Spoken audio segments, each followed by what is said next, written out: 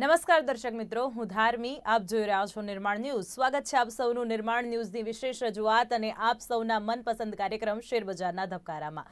શેરબજારના ધબકારાની અંદર માર્કેટની સમગ્ર જે પરિસ્થિતિ છે તેનો ચિતાર આપણે મેળવતા હોય છે કે ક્યાં નિફ્ટી અત્યારે નિફ્ટીમાં શું ચાલી રહ્યું છે, બેંક નિફ્ટીની શું હાલત છે, કયા ઇન્સ્ટ્રુમેન્ટની શું અત્યારે ગતિ ચાલી રહી છે તેના ઉપર આપણે ચર્ચા કરતા હોય છે અને તે ચર્ચા આપણી સાથે વિગતવાર જે માહિતી છે, માર્ગદર્શન છે તે આપણને માર્કેટ એક્સપર્ટ હરેશ મોતિયાની આપતા હોય છે, જે આપણી સાથે કાર્યક્રમમાં જોડાઈ ચૂક્યા છે. આપનું સ્વાગત છે કાર્યક્રમમાં. ગુડ મોર્નિંગ અને નમસ્કાર દર્શક. તો દર્શક મિત્રો, શેર બજારને લગતી સમગ્ર જે માહિતી છે તેના વિશે આપણે વિગત મેળવીશું. ગઈકાલે રશિયા અને યુક્રેન વચ્ચે જે વોરની શરૂઆત થઈ જવા પામી છે તેની ચોક્કસથી અસર શેર માર્કેટ પર ખૂબ જ ભારે માત્રામાં જોવા મળી છે, પરંતુ તેના કારણે નિફ્ટીની શું હાલત છે, સેન્સેક્સની શું હાલત છે તેની સમગ્ર વિગત આપણે હરેશભાઈ પાસેથી જાણવાનો પ્રયત્ન કરીશું. હરેશભાઈ, ગઈકાલે રશિયા યુક્રેનની જે વોર થવા પામી છે તેના કારણે શેર બજાર પર તેની શું ઇફેક્ટ પડી છે, ગઈકાલનું માર્કેટ અને આજનું માર્કેટ કેવી રીતે જોઈ રહ્યા છો? તો ગઈકાલનો માર્કેટ તો આપણે જે ગઈકાલ ચર્ચા થઈ હતી શો દરમિયાન જ 926 થી કંઈક 650 સુધી કંઈક આવી ગયું હતું કે 550 સુધી આવી ગયું હતું.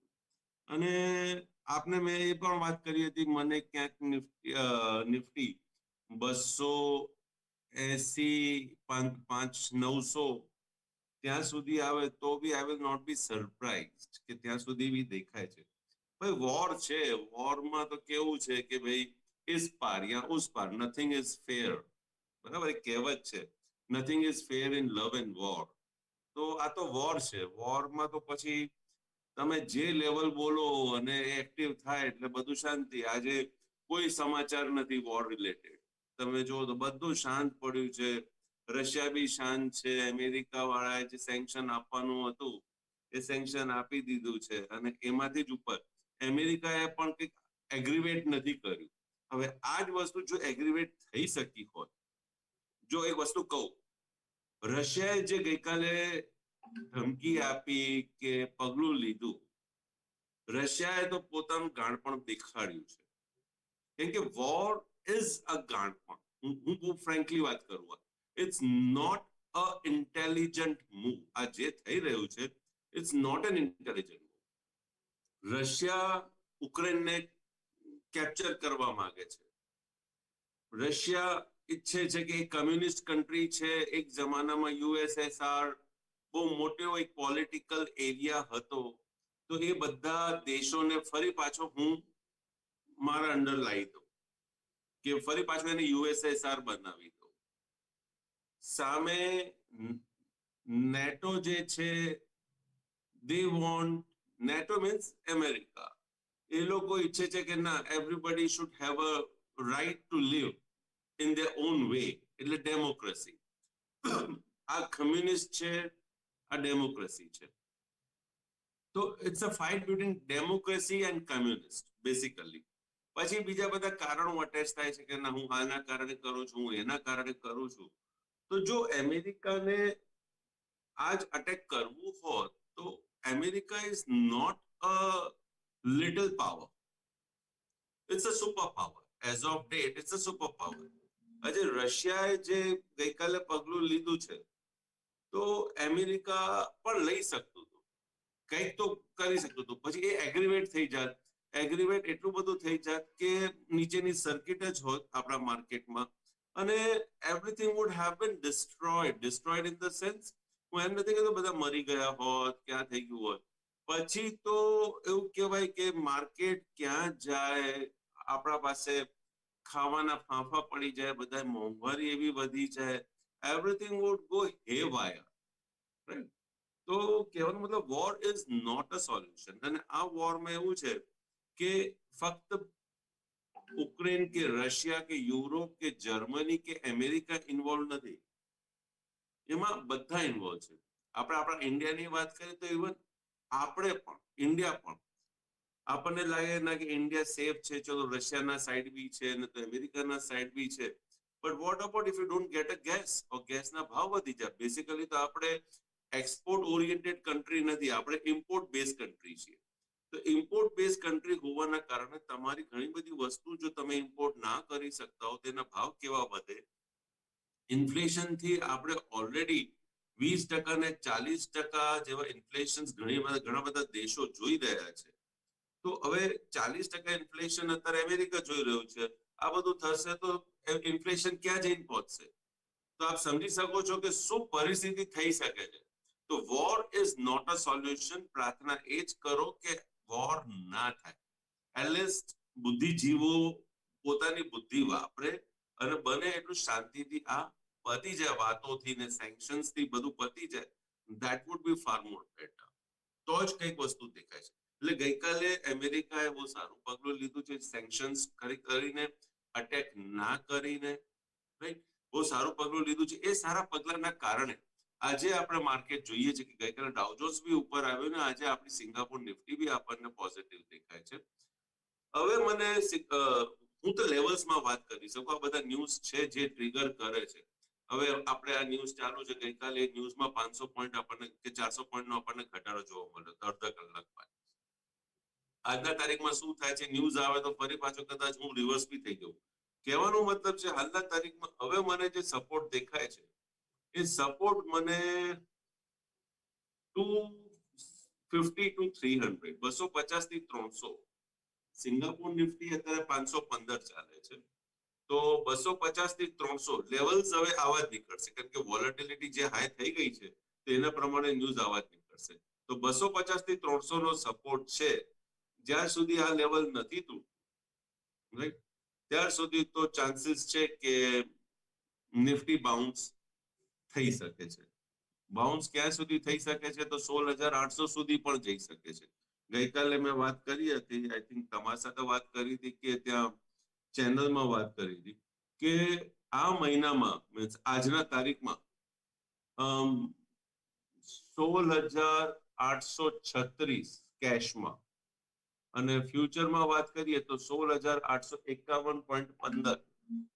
આના ઉપર બંધ આપે તો કંઈક થોટ પ્રોસેસ આપણો બદલાય. અગેન વી હેવ ટુ રીથિંક કે શું થશે. But Nifty can bounce till 16,851.15. જ્યાર સુધી એના નીચે છીએ આપણે આજે અને જો એના નીચે બંધ આપે છે તો yes, every chances of Nifty coming down, every chances કે માર્કેટ પછી નીચે જ છે. તો બેસિકલી આજનો દિવસ એવો છે કે ગઈકાલે તમે સારું એવી તમારી મૂડી બનાવીને બેઠા છો કે મંદી કરીને કમાઈને બેઠા છો કે તમે ઉપર છોડી દીધું છે, નીચે રાહ જોઈ છે, તો આજનો દિવસ તમે રજા રાખો.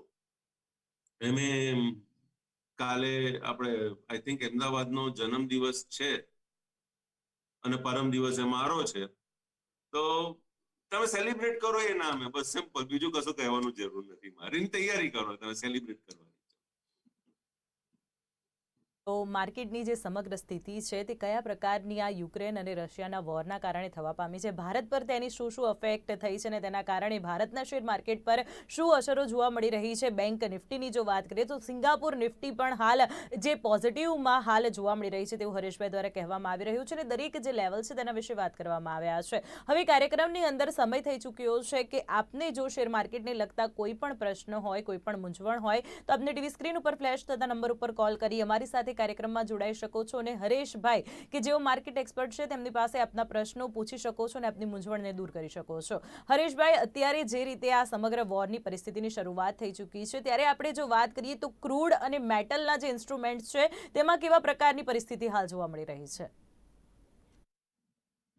જ્યાં સુધી સેન્કશન્સ આપ્યું છે બધું છે તો ક્રૂડ અને મેટલ, ક્રૂડ તો કે ભાવ વધી જ રહ્યા છે, બટ ચાન્સીસ એ દેખાય છે કે જે ગઈકાલે ઘટી ગયા હવે થોડુંક સ્ટેબલ થશે, પણ એ બેસિકલી તો ઘટશે કેમ કે સેન્કશન છે, means you don't have to do any economic transactions with that country. તો જ્યારે આ બધી વસ્તુ ઇકોનોમિક ટ્રાન્ઝેક્શન્સ ના થાય તો એ પ્રોબ્લેમ થવાનો છે. પછી તમે એને વાયા કરો કે જેમ કે અત્યારે ફોર એક્ઝામ્પલ વાત કરું તો India has sanction against China કે ભાઈ ચાઇનાથી આપણે ઇમ્પોર્ટ નથી કરતા. તો પછી થાય છે શું કે ફોર એક્ઝામ્પલ ફ્રૂટ્સ આપણે ઇમ્પોર્ટ નથી કરતા, રાઈટ? તો ફ્રૂટ્સ આપણે ડાયરેક્ટલી ચાઇનાથી ઇમ્પોર્ટ નથી થતું તો શું થાય છે, ચાઇના કરે છે દુબઈમાં અને દુબઈથી આપણે કરીએ છીએ, તો એ થોડુંક સર્કલ ફરીને આવે છે તો આપણને વસ્તુ એ જ મળે છે પણ મોંઘી મળે છે. કેમ કે એમાં ડિસ્ટન્સ કવર થાય છે, ટ્રેડર્સ વધી જાય છે, તો તમને તમારા ફ્રૂટ્સ જે છે એક્સપેન્સિવ. ફોર એક્ઝામ્પલ એપલ, તો એપલ તમે ડાયરેક્ટ કાશ્મીરમાં જાઓ કે શિમલામાં જાઓ તો એનો ભાવ કંઈક આઈ થિંક 40-50 રૂપિયા હશે. બટ તમે ફોરેનના એપલ લો, ઇમ્પોર્ટેડ એપલ જે બહાર મળે છે, એ ચાઇનાના તમે લેવા જાઓ તો 400 રૂપિયા કિલો તમને મળશે. તો એ ભાવ વધી જાય છે. તો see, it is like holding your nose this way or that way. It's like this. So I don't know, means મોંઘું થશે બધી વસ્તુ. કે જો સેન્કશન્સ આવશે તો everything will become expensive. ચોક્કસથી હરેશભાઈ, સિપ્લા વિશે પૂછવા માંગીશ, તેની હાલ કયા પ્રકારની પરિસ્થિતિ જોવા મળી રહી છે? તો ફાર્માસ્યુટિકલમાં હું કહું કે આજે માર્કેટ તૂટ્યું છે આટલું બધું, એમાં ફાર્માસ્યુટિકલ હજી પણ થોડુંક મજબૂત રહ્યું છે as compare to the other instruments જે તૂટ્યા છે એ પ્રમાણે ફાર્માસ્યુટિકલ નથી તૂટ્યું. તો સિપ્લામાં હું વાત કરું તો 882.55, 882.55 આ અગત્યનું લેવલ છે. 882 રૂપિયા ને 55 પૈસાના નીચે જો ચાલે અને બંધ આપી દે તો સિપ્લામાં આપણને વધારે મંદી જોવા મળી શકે છે. નહીતર આ બાઉન્સ બેકમાં Cipla can be one instrument કે જે આ લેવલના સ્ટોપ લોસ થી આપ આગળ વધી શકો. ક્રિટિકલની જો વાત કરીએ તો સિપ્લા માટે 882.55 નો ઇમ્પોર્ટન્ટ લેવલ હરેશભાઈ દ્વારા આપવામાં આવ્યો છે. આગળ આપણે ચર્ચા યથાવત રાખીશું. હાલ કાર્યક્રમમાં સમય એક બ્રેકનો.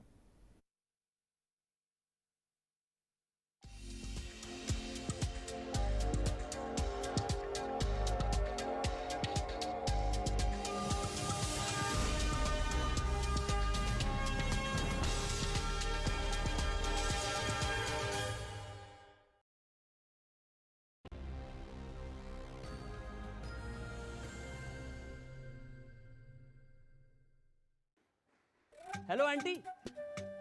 सुन बेटा, केबल तो ठीक चल रहा है हमारा। अरे नहीं नहीं आंटी, वो अंकल 4-5 दिन से वॉक के लिए नहीं आया ना पार्क में, तो मैंने सोचा मैं ही चल के मिल लेता हूँ। अच्छा किया बेटा। वैसे अंकल की तबीयत तो इतनी अच्छी नहीं है। अच्छा। चलो अंदर चलो। अरे आयरन मैन, क्या हुआ? वीकनेस है यार, वीकनेस, थकान।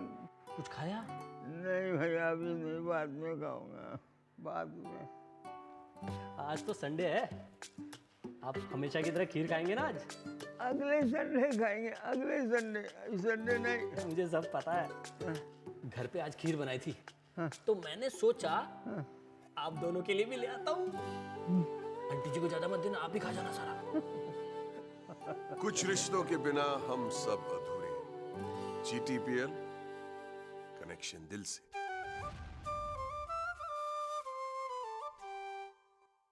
Welcome to Champaner, the university of architecture. यहाँ खुशबू है प्यार की, आशीर्वाद की, यहाँ खुशबू है गुजरात की। कब तक बैठे रहेंगे किताब लेके हाथ में? चलो कुछ दिन गुजारते हैं गुजरात में।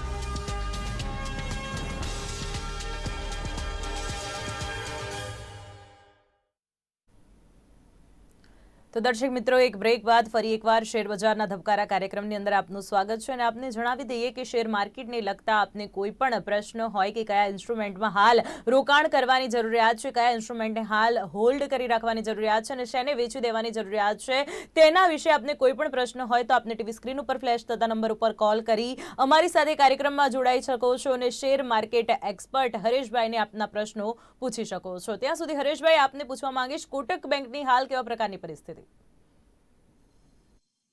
કોટક બેંક તો જેમ આપણે ગણતરી ગઈકાલે વાત થઈ હતી કે ભાઈ મારો એક લેવલ હતો, જ્યાર સુધી એ લેવલને ક્રોસ નથી કરતો ત્યાર સુધી તો કે we are gone. Or ના સોરી, મેં 2 દિવસ પહેલા મેં વાત કરી હતી કે 1851 સમથિંગ એવું કંઈક લેવલ હતો મારો, જસ્ટ ચેક મી આપ કે 1860.55 ક્યાં લેવલ ક્રોસ કરશે એટલે આપણને તેજી જોવા મળશે. આઈ થિંક હા કોઈએ મને પ્રશ્ન પૂછેલું ને મેં કંઈક લેવલ 80 નો આપેલો હતો, તો 80 નો 1912 જઈને ફરી પાછું એક ગોટ અ સેલિંગ પ્રેશર અને સેલિંગ આવી ગયું છે. હવે કોટક બેંક સંકેત તો કોઈ પર્ટિક્યુલરલી એવું કંઈક મળતું નથી, but still I can come out with a figure 1786 1786.05, 5 પૈસા પણ ખરું. તો 1786 રૂપિયા ને 5 પૈસા ઉપર જો એ ચાલે છે અને વ્યવસ્થિત બંધ આપે છે તો કોટક બેંકમાં આપણને ઉછાળો જોવા મળી શકે છે. રેઝિસ્ટન્સમાં મને 1842-43 દેખાય છે. 1842-43 ઉપર પછી હું કહી શકીશ કે ના હા કંઈક સંકેત આવ્યા છે હાલના તબક્કે. મે બી માર્કેટ આજે ગેપ અપ છે બધું છે એટલે કદાચ થોડાક ચેન્જીસ થઈ જાય લેવલ્સને લઈને, તો we can consider few other levels and other thing, but as of now EOD chart ઉપરથી મને આ 2 લેવલ અગત્યના જોવા મળી રહ્યા છે. તો હાલ કોટક બેંક માટે જે 2 અગત્યના લેવલ છે 1786.5 અને તેની સાથે 1842ના અગત્યના જે 2 લેવલ છે તે આપવામાં આવ્યા છે. કોલર મિત્ર આપણી સાથે જોડાઈ ચૂક્યા છે. હેલો, આપનું નામ જણાવશો? સુરેશ પટેલ બોલું બેન, બોડકદેવથી. આપનો અવાજ ક્લિયર નથી આવી રહ્યો, થોડું જોરથી બોલશો. સુરેશ પટેલ બોલું છું, બોડકદેવથી. સુરેશભાઈ, આપનો પ્રશ્ન જણાવશો. મારે બજાજ ફાઇનાન્સ લેવા છે તો લેવાય લોંગ ટર્મ માટે, એટલે 6 મહિના 12 મહિના માટે સાહેબ. કે સુરેશભાઈનો પ્રશ્ન છે કે તેમને બજાજ ફાઇનાન્સ લોંગ ટર્મ માટે લેવા છે તો તે લેવાય કે ન લેવાય?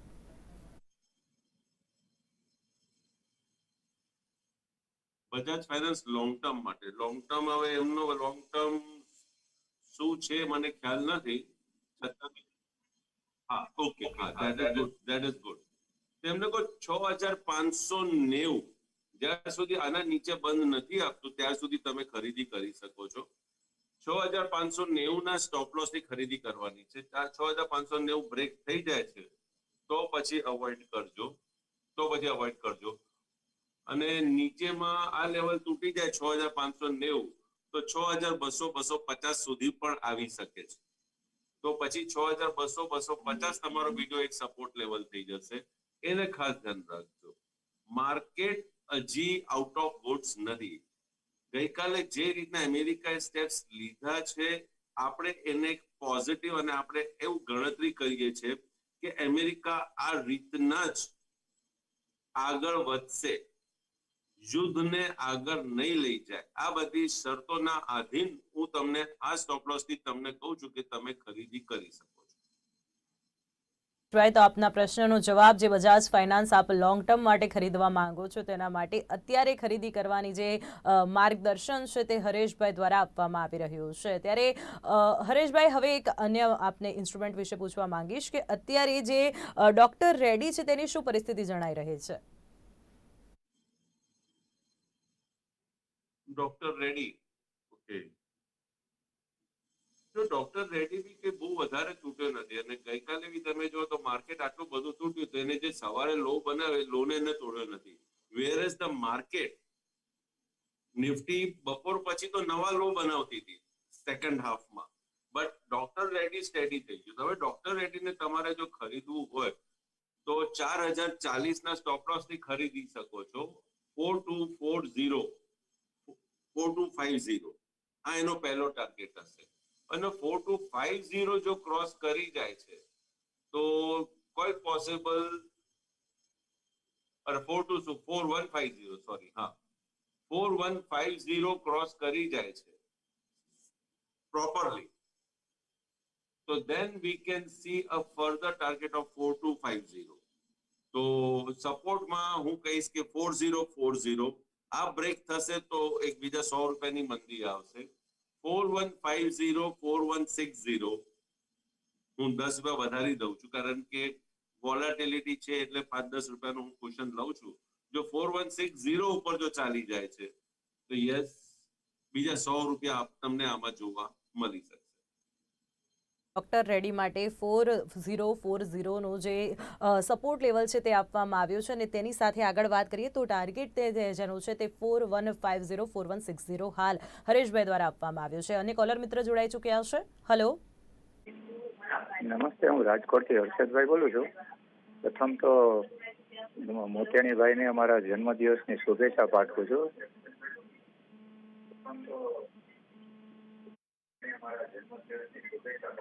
અને જેને જે કંઈ માર્ગદર્શન અમને આપ્યું છે અને યુક્રેન વિશે તો ખાસ જેમણે સચોટ આગાહી કરી હતી કે આટલી સાવચેતી રાખજો, એ ખરેખર એ પ્રમાણે જ બન્યું છે.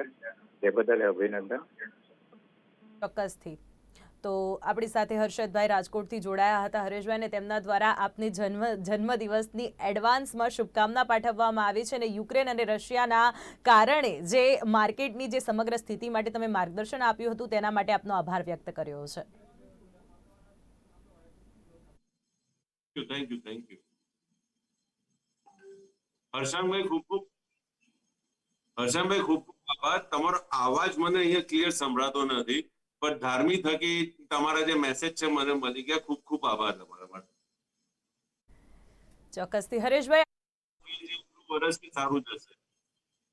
આઈટીસી વિશે પૂછવા માંગીશ, તેનું હાલ કેવી પ્રકારની પરિસ્થિતિ? આઈટીસી માં શું જોવાનું? મને તો આ ઇન્સ્ટ્રુમેન્ટ છે ને આમ કોઈ પૂછે તો મને ગમતું જ નથી. હવે આઈટીસી માં મને સપોર્ટ દેખાય છે 203-4 ને ઉપર રેઝિસ્ટન્સ 221-22. હવે સિમ્પલ આટલું કઈ મારે મૂકી દેવાનું હોય છે કારણ કે આ ઇન્સ્ટ્રુમેન્ટમાં કે મુવમેન્ટ છે જ નહીં.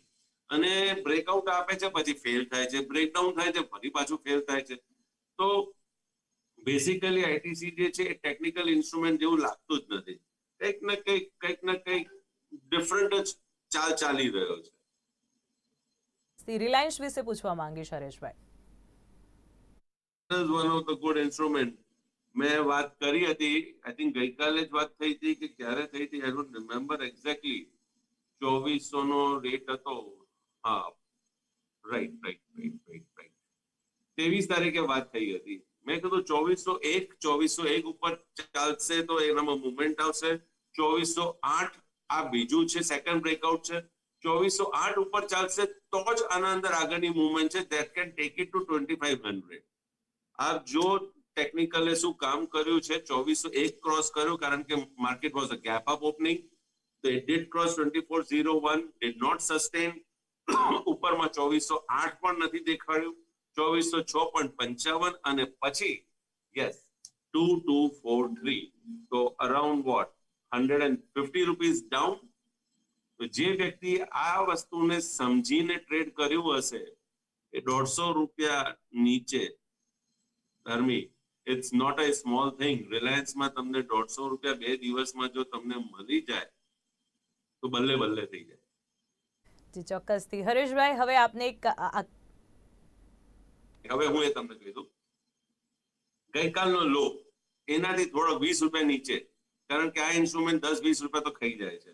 એટલે 2220 રૂપિયાને ધ્યાનમાં રાખીને તમે આમાં તેજીનું ધ્યાન રાખો. 2300 ક્રોસ કરે, ટકી જાય 2300 ઉપર તો 2316 2350 ની આજુબાજુ આવી શકે છે. 50 એટલે 50 ની 40 બી આવે તો 60 પણ આવે, તો ત્યાં સુધી આવી શકે. હરેશભાઈ, એક આખરી પ્રશ્ન આપને પૂછવા માંગીશ કે આપણે જે પણ ઇન્સ્ટ્રુમેન્ટ વિશે ચર્ચા કરી, આપનો પર્સનલ કોઈ ઇન્ટરેસ્ટ? જે બી ઇન્સ્ટ્રુમેન્ટ વિશે ચર્ચા કરી છે, મારું ત્યાં કોઈ પર્સનલ હોલ્ડિંગ નથી. હું ટ્રેડિંગ ને ઇન્વેસ્ટમેન્ટ નથી કરતો. જે અમારા મિત્ર છે, સગા સંબંધીઓ છે, એ લોકો ટ્રેડિંગ ઇન્વેસ્ટમેન્ટ કરતા હોય છે. તો અને મારી ફેમિલી કરતી હોય છે, મારો સન છે કરતો હોય છે, તો આમાં સન ઇન્વોલ્વ છે અંદર, તો આપ મારો ઇનડાયરેક્ટ ઇન્ટરેસ્ટ ત્યાં જોઈ શકો છો. તો દર્શક મિત્રો, શેરબજારના ધબકારા કાર્યક્રમની અંદર સમગ્ર જે માર્કેટની સ્થિતિનો ચિતાર છે તે મેળવવાનો આપણે પ્રયાસ કર્યો. હરેશભાઈ દ્વારા જે સમગ્ર માર્ગદર્શન છે ઇન્સ્ટ્રુમેન્ટને લઈને, કયા લેવલ અત્યારે કયા ઇન્સ્ટ્રુમેન્ટ પર કયા લેવલ હાલ ચાલી રહ્યા છે, કયો ઇમ્પોર્ટન્ટ લેવલ છે તેના વિશે માર્ગદર્શન આપવામાં આવ્યું છે અને સાથે સાથે કોલર મિત્રો દ્વારા જે હરેશભાઈને એમના જન્મદિવસની શુભકામનાઓ પણ આપવામાં આવી છે. તે જ રીતે હરેશભાઈ, આપને જન્મદિવસની એડવાન્સમાં શુભેચ્છાઓ અને આપ કાર્યક્રમમાં જોડાયા તે બદલ આપનો ખૂબ ખૂબ આભાર.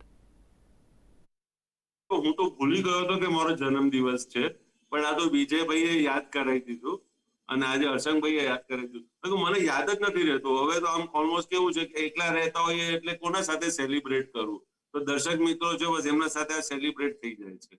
Thank you. તો જી હરેશભાઈ, આપ અમારી સાથે કાર્યક્રમમાં જોડાયા તે બદલ આપનો ખૂબ ખૂબ આભાર. Thank you. ધબકારા કાર્યક્રમની અંદર અત્યારે બસ આટલું જ. મને આપશો રજા. નમસ્કાર.